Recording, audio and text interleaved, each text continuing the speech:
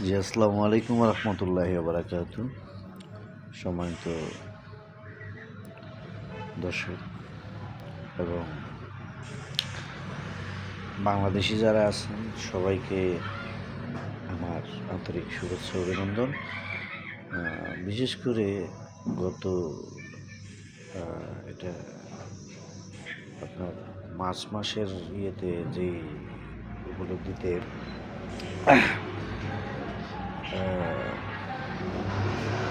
গাজা ফিলিস্তিনিবাসীদেরকে নিয়ে যেই শোভাযাত্রা বা জিহাদের একটা মনমান্বিত ভাব নিয়ে আপনারা যেই কাজটা করছেন বা আপনার মানুষের প্রতি আপনারা বাংলাদেশে আছেন, আমাদের দেশ আমরা জানি বাংলাদেশ কতটুকু সংবিধান আছে, কতটুকু আয় আছে, কতটুকু মানে আয় আমাদের কতটুকু ইনকাম আছে এটা আমরা ভালো করে বুঝতে পারি।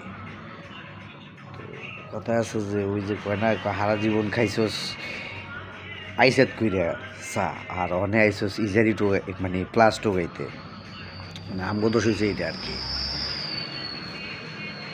সৌদির বাদশাহ সালমান বিন আমরা এখানে লেবানন প্রবাসী, সৌদিতে না।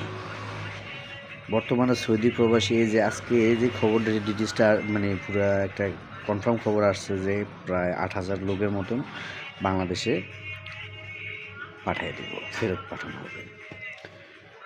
কেন করতে গেলেন এটা?